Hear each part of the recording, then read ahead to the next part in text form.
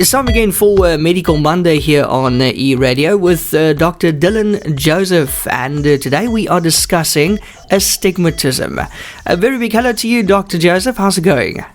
How's it, Ian? Very well, thanks yourself on this good Monday. Yes, no, great, thank you. New week, new beginnings, new month. It's spring has sprung. That's spring has sprung. That's it. Absolutely, but it's still cold. What can we do? Yeah, it's always like that. Yeah, but anyway, so today talking about astigmatism, let's just quickly recap on the term. What is astigmatism?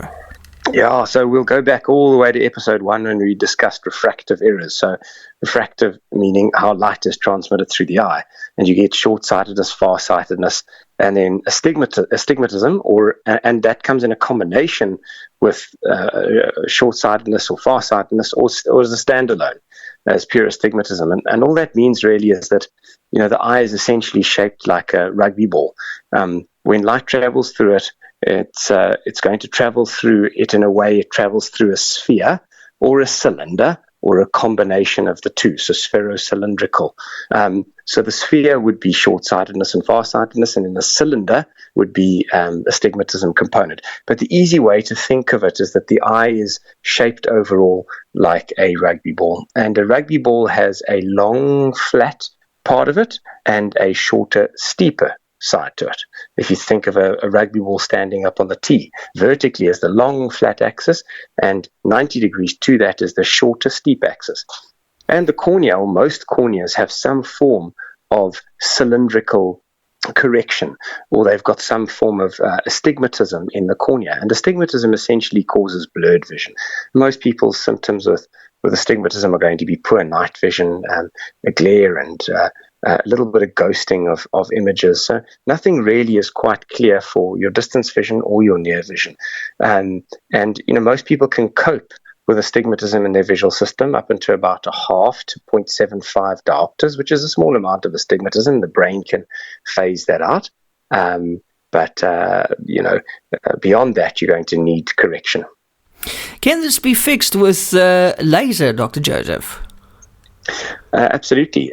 So when we do laser, we fix the astigmatism on the front of the eye, or the cornea. So it doesn't matter whether the astigmatism is coming from the cornea or a combination of the cornea and the lens, but we can fix the eye's total astigmatism on the cornea. We can fix it with a number of other methods as well, which I'm sure we're going to discuss later. And astigmatism, one of the sort of misnomers or misconceptions is that you can't laser astigmatism.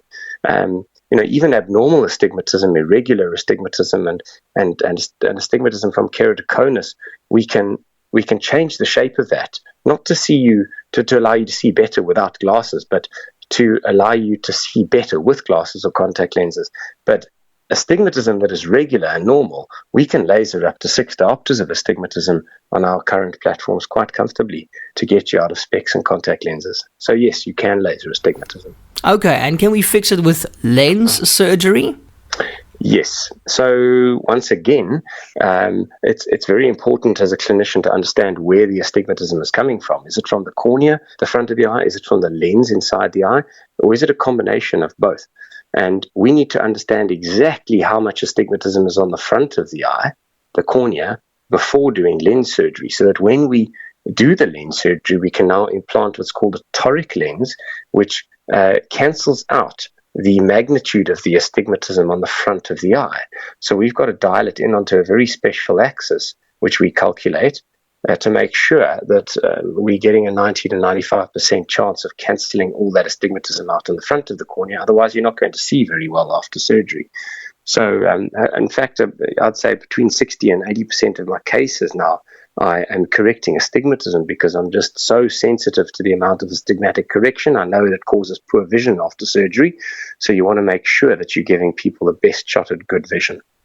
Now, Doc, tell us about your new technology that helps you measure the astigmatism and help get the best result for your patients. Yeah, so it's a wonderful piece of equipment. It actually, the patient sits in front of the machine, and it actually looks at registration data on the front of the eye, so blood vessels specifically. So it will pick up exactly where the blood vessels are. It then understands that the eye is situated. This is 0 degrees, this is 90 degrees, and 45 degrees relative to that blood vessel. So when you now say you need to implant a lens at 45 degrees, you simply take the registration image on a USB, put it into the microscope. You get a fancy heads-up display like the F-16 fighter pilots do when they're looking at their enemies in the heads-up. And basically, it's all dynamic, which means as the patient's eye is rotating or moving slightly, so the reference image moves slightly and holds you straight on axis.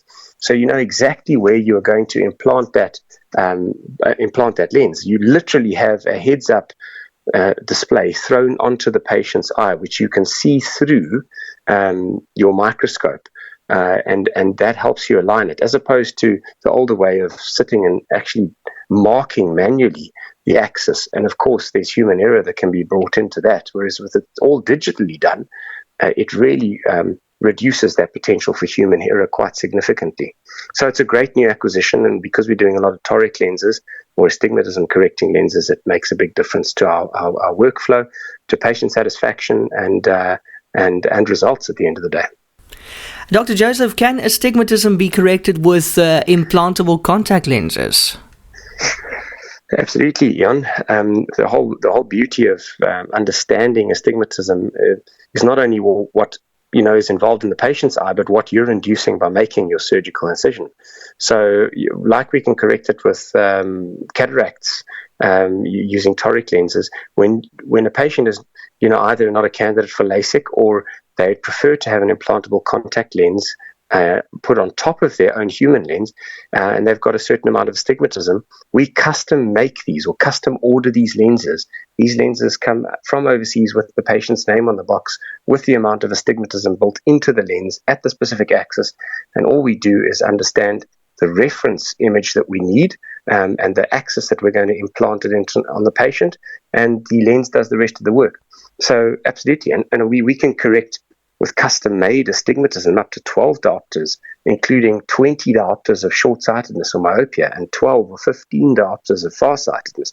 So it's giving us a range of vision correction way beyond laser vision correction. And if you don't want to go and remove the human lens, there's really great options. And we can use these implantable contact lenses up until the age of 50, 51 if there's no cataract changes. In fact, I did that for a patient the other day. And she's delighted and spectacle-free for both reading and for distance. Fantastic. That's astigmatism in a nutshell today on Medical Monday. Dr. Joseph, thank you so much for your immense and valuable contribution to eRadio and Medical Monday. We really appreciate it. Wonderful to be part of it, Jan, and happy birthday for last week, and all the best for your third year of success. Thank you so much. Dr. Joseph. Much appreciated. Until next week. Pleasure. Yes. Excellent. Cheers, Jan.